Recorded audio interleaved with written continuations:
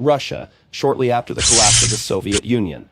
A World War II veteran, Ivan, after retiring, spends his time playing chess in the yard with his neighbors. His granddaughter Katya comes home from university. She is spotted by three guys, Igor, Vadim, and Boris, who have grown up with a silver spoon in their mouths.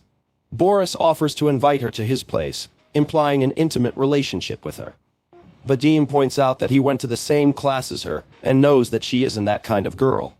Still, the guys lure the girl to their apartment under the pretext that Boris has a birthday and he has absolutely no one to celebrate it with. The guys offer her alcohol and try to flirt with her in every possible way. The girl becomes uncomfortable and tries to leave the apartment, claiming that her grandfather is waiting for her at home and he is worried. The guys stop her, then drag her into a room and rape her. After repeatedly raping her, they let her go and stuff money in her purse. Leaving the house, Katya throws the money away and the local alcoholic picks it up, but Igor comes down and takes it from him. Coming home, the girl starts crying at the door. Her grandfather runs up to her and starts to calm her down, but noticing the bruises and blood on her thighs, asks just one question. Who? Katya goes to the bathroom and begins to wash.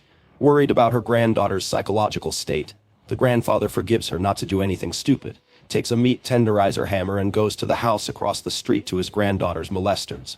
He is spotted by Alexei, the district policeman, and seeing his furious state, asks what happened. Ivan tells him what happened, and the policeman orders the pensioner to go home and drag his granddaughter out of the bathroom to don't let her wash away the evidence of the rapist's biological material. Alexei calls the police squad and together they go to the guy's apartment. The captain takes off his uniform and pretends to be the upstairs neighbor, ringing the doorbell and yelling that they are flooding his apartments. The captain breaks down the door and raids the apartment. After dragging the guys into different rooms, he starts interrogating them. Vadim says it was consensual, but all the evidence plays against them. Broken dishes, bloody bedspread, nail marks on the rapist's bodies. The captain plays bad cop and tries to blame each of the guys as the instigator, almost getting a clean confession. But a police colonel comes in, introduces himself, and it becomes clear that he is the father of one of the guys. The colonel asks to give them to him. The captain answers that if he gives the order he will do so, otherwise he will take them to the police station. A new circumstance comes out. Every Wednesday at these guys' place, they have a party and do something like this. They don't necessarily rape anyone, but women show up at their house with consistent regularity. The colonel asks the captain to take them to the main police station, but realizing that he will get them out of there in half an hour, the captain refuses and takes them to the local station. Meanwhile, Ivan suggests that his granddaughter see a doctor, but the granddaughter refuses, saying that she will have to tell everything. After much persuasion, the girl nevertheless agrees. The doctor arrives, reassures the grandfather, and says that all is not so bad and that the granddaughter is behaving quite decently, and suggests that Ivan cook her favorite dish. The next day, we learn that Katya's rapists have already been released. Sometime later, Ivan receives a call from his daughter, Katya's mother, promising to come soon after a business trip. The grandpa comes to his granddaughter and tells her the good news, after which he says it's time to go to the police to talk to the investigator. Upon arrival, the corrupt investigator begins a conversation with Katya. Realizing that Katya has washed away all the evidence and there is no 100% evidence of rape, he accuses Katya of making it all up and just wants to get money from the guys. The next day, walking to his house, the veteran notices his granddaughter's rapists and begins staring at them silently.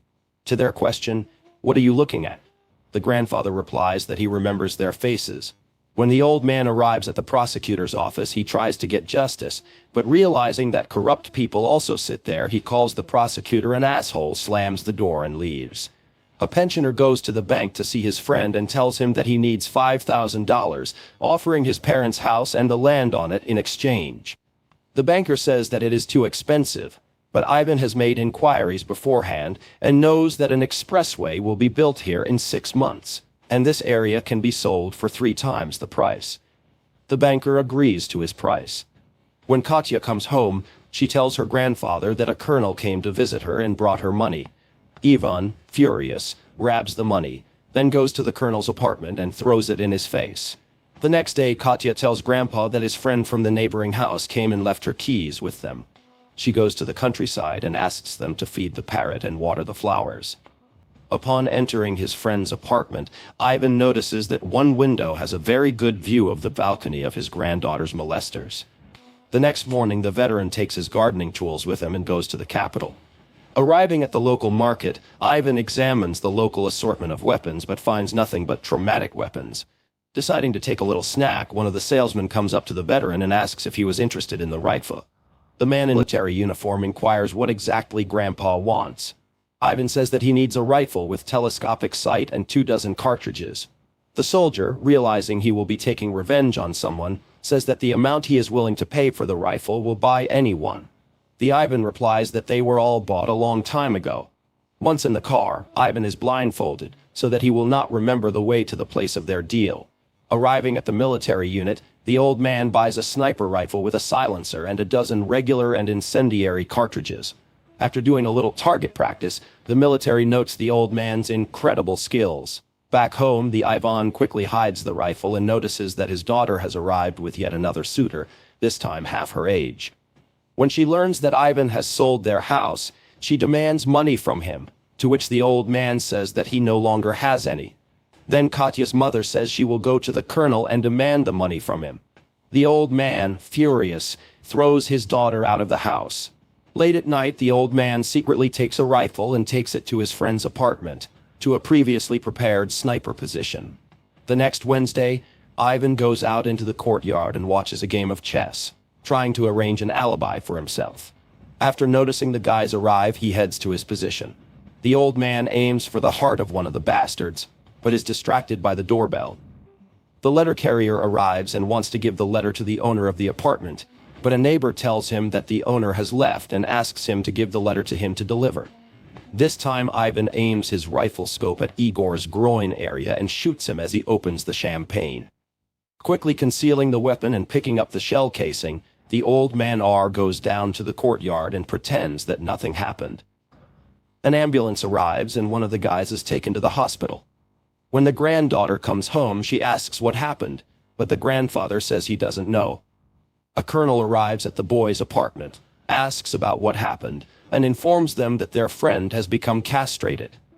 On leaving the apartment, he notices the prostitute who has arrived and tells her to come into the apartment. Local police officer Alexei talks to Ivan and offers to write a letter of complaint to the general prosecutor's office together. But the old man says that he will do it sometime later and go on his way. The colonel tells his son that the cause of what happened was not the explosion of a bottle of champagne, but a bullet, and tells his son that their trinity was hunted by someone. The next day, the precinct policeman begins to suspect something and realizes that the shot was fired from the neighboring building. The next Wednesday, Ivan notices the car of one of the rapists pulling up and goes to the sniper's position according to the old pattern. Waiting for him to get in the car, he fires an incendiary round into the car's gas tank. An explosion occurs, but Boris survives. Soon a fire truck arrives and puts out the fire. A colonel arrives at the scene of the explosion along with investigators and inspects the scene. The colonel informs his son that a bullet hole was found at the site of the gas tank and says that someone opened a hunt for them and left it for last. These words terrify Vadim, and you can see that the guy panics a lot and is on the verge of a nervous breakdown. Police officer Alexei goes to Ivan's house and asks Katya to call her grandfather, but his granddaughter says that he is not home again. The policeman notices the keys hanging on the electric meter. He asks about them, and Katya answers that they are from her friend's apartment across the street. Alexei takes the keys and goes to the site of the alleged sniper position. Vadim, in a panic, loads the shotgun and waits for the villain to arrive. The colonel makes inquiries and learns that Ivan recently sold the house and understands that this old man is taking revenge for what his son and friends did to his granddaughter. The colonel, together with an investigator, goes to search Ivan's apartment. They find nothing and are about to leave, but then the doorbell rings. Ivan's friend, who left him the keys, arrives and asks for them back. The colonel takes the keys and they go to the apartment where the rifle is kept. The investigators conduct a search and open the closet where the rifle was kept, but find nothing there. The colonel approaches Ivan and says that he knows it was him. He just can't prove it. And he threatens, saying that if anything happens to his Vadim, he will arrange hell on earth for the old man. But Ivan says it's too late, and something has already happened. The colonel runs out of the apartment in a panic and runs to his son's apartment. After which Ivan adds that something happened to his son a long time ago if he became a rapist. The colonel runs to his son's apartment and starts banging on the door demanding to open it. After that, a shot is fired through the door, and the colonel is wounded.